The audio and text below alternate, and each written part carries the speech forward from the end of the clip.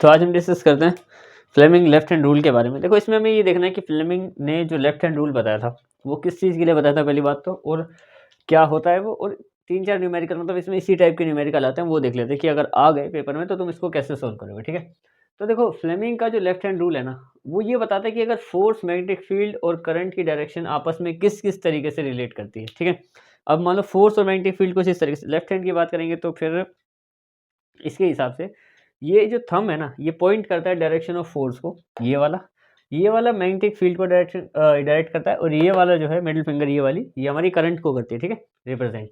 यहाँ पे डेफिनेशन में मैंने ये लिखा हुआ, डेफिनेशन एक बार देख लेते हैं। दिस रूल या it is state that the direction of force, magnetic field और current are represented by the thumb, index finger and middle finger respectively मतलब एक एक करके, मतलब जैसे ये जो फोर्स है ये होती है थंब से, ठीक है, ये इससे और ये इससे, ठीक है, लाइन वाइज 1 2 3 1 2 3 के हिसाब से।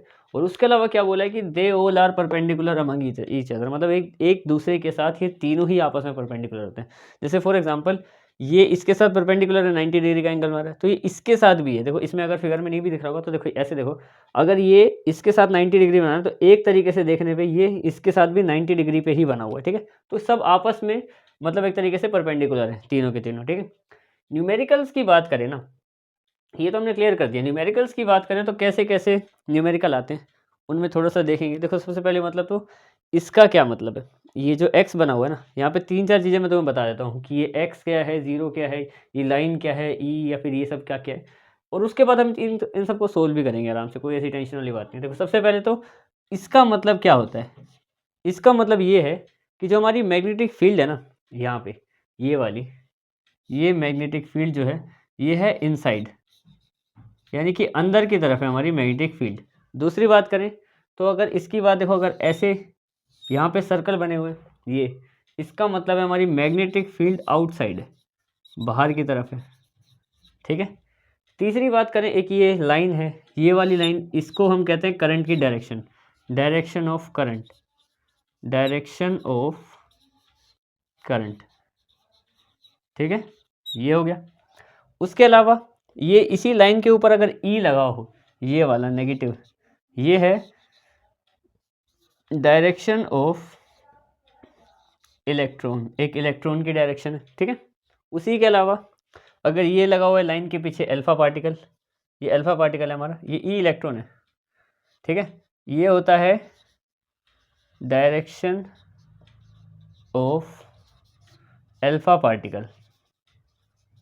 ठीक है, अब ये सब काम किस किस तरीके से करते हैं ये भी समझ लेते हैं। पहले तो तुम्हें ये बता दिया मैंने कि एक्स का मतलब क्या है कि मैग्नेटिक फील्ड, अरे मैग्नेटिक फील्ड तो लिखा ही नहीं, मैग्नेटिक फील्ड जो है ना वो इनसाइड है, इसमें मैग्नेटिक फील्ड आउटसाइड है, ये डायरेक्शन ऑफ करंट बता रही है। अब देखो इस क्वेश्चन, पहला क्वेश्चन पे आते हैं, क्वेश्चन समझेंगे तभी तुम्हें ज़्यादा चीज़ें क्लियर होंगी। ठीक है, इस क्वेश्चन पे आते हैं हम लोग। इसमें हमें क्या निकालना है, find the direction of force, यही सब में निकालना है इन सब में। ठीक है, बदले में सिर्फ हमें ये बना के दे रखा है। अब इससे हम फोर्स की डायरेक्शन कैसे निकालेंगे, देखो सबसे पहली बात करें अगर हम लोग, तो यहाँ पे समझो कि ये जितना भी है इसमें सबसे पहले देखो मैग्नेटिक फील्ड की डायरेक्शन क्या है, ये है हमारी मैग्नेटिक फील्ड एक्स, यानी कि अंदर की तरफ है, यानी ये जो भी है इसके अंदर। अब मेरी उंगली तो अंदर जाएगी नहीं, मैं बस ऊपर रख सकता हूँ। ठीक है, और दूसरा ये एक ये बीच में लाइन लगी हुई है, यानी कि डायरेक्शन ऑफ करंट बता रखा है। अब हम वही करेंगे, Fleming left hand rule use करेंगे इसके हिसाब से। अब देखो मैं इसको कैसे सोल्व करूँगा। मान लो ये डायरेक्शन अंदर की तरफ है ना, तो मैंने ये उंगली अंदर की तरफ पॉइंट कर दी, और क्योंकि इंडेक्स फिंगर होती है हमारी मैग्नेटिक फील्ड की, मैग्नेटिक फील्ड कैसे पता चली, ये देखो यहाँ पे मैग्नेटिक फील्ड इनसाइड है तो मैं अंदर की तरफ उंगली पॉइंट कर दी, और अब ये ऐसे है ना तो बिल्कुल मैंने इसके सामने रखी है। और करंट, अब करंट की डायरेक्शन है नीचे, तो करंट को कौन पॉइंट करेगा, करंट को पॉइंट करता है हमारा मिडिल फिंगर। देखो करंट की डायरेक्शन नीचे, मेरी ये वाली उंगली नीचे है, करंट को रिप्रेजेंट करने वाली ये वाली फिंगर ये नीचे की तरफ है। तो अब देखो ये अंदर की तरफ, ये नीचे की तरफ, तो फोर्स की डायरेक्शन अंगूठा बताता है ना, फिर ये फोर्स, तो फोर्स की डायरेक्शन हो गई ये। ठीक है, ऐसे टाइप के न्यूमेरिकल आएंगे। इसकी बात करें, इसको भी चेक कर लेते हैं। देखो इसमें क्या मैग्नेटिक फील्ड ही बाहर है, इसमें से मैग्नेटिक फील्ड कौन सी होती है, ये हमारी इंडेक्स फिंगर। ठीक है, ये ही बाहर की तरफ है, मैं तुम्हारी तरफ पॉइंट कर दी, ये मतलब यहाँ से बाहर की तरफ जा रही है। अब इसमें जो करंट है, करंट कहाँ पे, करंट जा रहा है उस तरफ को, उधर। तो मैं कुछ ऐसे करूँगा कि यहाँ पे मैग्नेटिक फील्ड हमारी बाहर ही रहे, और करंट, ये देखो ये मैग्नेटिक फील्ड की डायरेक्शन है, ये करंट की डायरेक्शन है, ये मिडिल फिंगर करंट को डायरेक्शन करती है और ये मैग्नेटिक फील्ड। तो ये हमारा थंब जो है वो नीचे की तरफ आ रहा है, यानी कि इसमें फोर्स की डायरेक्शन कहाँ पे है? नीचे।